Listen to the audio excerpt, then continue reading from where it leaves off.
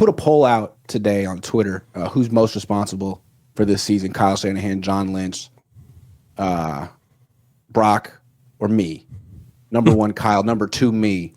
But what about the Yorks? I want to put this out here. I've compared Kyle to other coaches who, in bad season, Tomlin, for example, in a bad season when he had Duck Hodges, he doesn't have a quarterback, he will find a way to win 9 games. He will find a way to win 9 games. And it's seen as like an organizational victory. Like, you know what? We had another winning season. We have a standard here. Maybe it's just his own standard, or maybe it's the pressure that the organization puts on the coach. I feel like no coach has less pressure on him than Kyle in the NFL. Jed York is his friend. Kyle has him in his pocket, and they extend him every 2 years. And I think they work so hard to make sure that Kyle feels comfortable and not threatened, that when a year goes bad, like this one, where an owner like Jeffrey Lurie in Philly might put some heat on Nick Sirianni, like, I don't care, man, find a way. There's so many excuses that are freely thrown around in Santa Clara that Kyle sort of has the license more than any other coach in the league to just let the wheels fall off.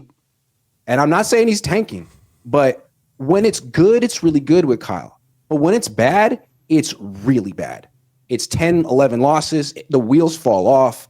Worse seasons than you would expect a good coach to have. Like Sean Payton has never had a 10-loss season, ever. And it's like, I think Kyle, it's beneath Kyle. But maybe if you have a boss who isn't putting any pressure on you, it almost is like, well, you know what? Instead of working my butt off to win 9 or 10 games, this team isn't going anywhere. Jed's not going to fire me. Let's just let nature run its course, and we'll bounce back next year. Well, number one, I would push back against that, Grant, because football is way too physical of a game for Kyle to be seen as packing it in. I would hope that somebody in the locker room would stand up and say, dude, we see the effort. We know the difference between when you're putting out a good game plan and when you're not. We see the difference between when you're motivated to call a good game and when you're not, when you're going through the motions. That, though. We have. And we don't know what people have said in this team behind closed doors. The Lions game looked very different. The Chicago Bears game looked very different. Yeah. We're seeing a lot of things in the offense that we hadn't seen all year. So one thing I will say is that, let's just say this, without going off the rails, there has been a different motivation in Kyle's play calling from game to game, and we've noticed it. There's been a different tempo. That's all. I'll leave it there. But what I will say, who's the guy? Herm Edwards, where it's just you play to win the game. We play to win the game. Period. Yeah. Yeah. But to get back on point, so that's why I will push against that. I just don't think that a Fred Warner, a Nick Bosa, you know what I mean? Guys of that ilk. They'd see through it. A George Kittle would see through that. George Kittle, as a matter of fact, one of my best seasons. If you want to talk about the conscience of Kyle on this team, it is George Kittle. If you notice, if there's any player that speaks as freely as they want to, or just kind of speaks as far as like kind of psychoanalyzing Kyle or what he does, George is always the guy to speak forward with that and give out commentary on. Go ahead. Do you think George could be a head coach in the NFL one day? Yeah. I think he could. I think he could look too. Look at Dan Campbell, like a tight end who played physical. George Kittle has all of that grit and call it street cred, for lack of a better term, off the top of my head. Like he played a certain style. Everyone knows he's going to go down as one of the best tight ends in franchise history. His dad was a coach. He really knows football, and he can explain it. I think he'd be a great coach. I think George Kittle would be, and he loves a microphone. Pause. But you know what I'm saying? It is what it is. I think he would give a great pregame, postgame speech.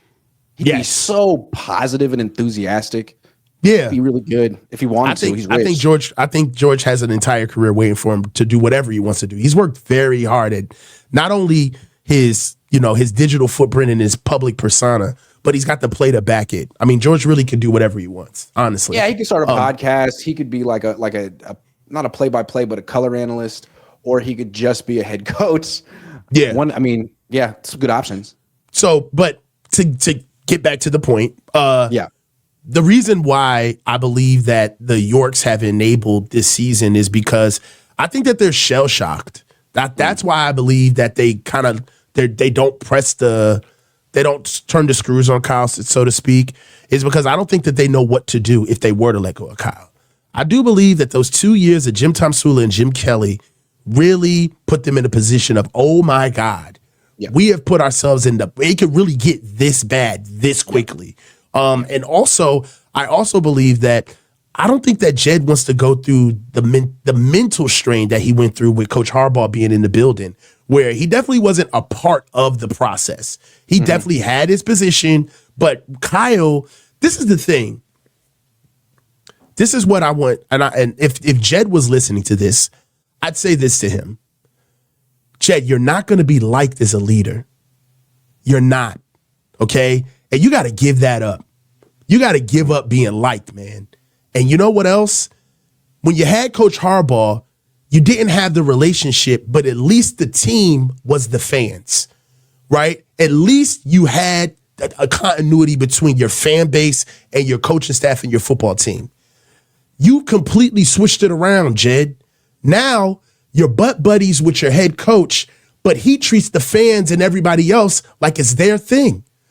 So you've insulated yourself to the point where how much do you want to be Kyle Shanahan's friend to the detriment of this organization? Like, it's got to switch up. And I think that why you're Kyle's too comfortable, and that's too comfortable. Your fault. Yeah, you're way too affable with him. You fraternize. Like I understand having good work relationships. Jed's really easy to talk to. Like, what? Are you the boss or is he the boss? Come on, and it's like the fact that your father has to show up to kind of walk quietly and swing a big stick during practice, that undermines you, right? And the fact that happens, it knows that there's another level of seriousness to the ownership group that you don't possess. Correct. Because your daddy got to come in here. Yeah. So it's like he enables them. He's got to step up. Yeah, the daddy showing his face has a lot different meaning behind it, weight behind it than Jed. Yeah. Well, I just feel like Kyle is, despite all the heat that he gets, I guess, from media people, I still think he's one of the more comfortable coaches in the NFL. And I don't expect him. I mean, if he messes around and finds out next season with another losing season, who knows? They might have to move on. But I feel Kyle like can't even handle for a while.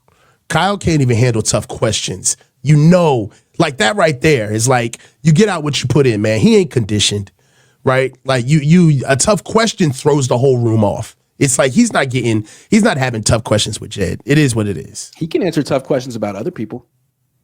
Oh, of course. This is not about him.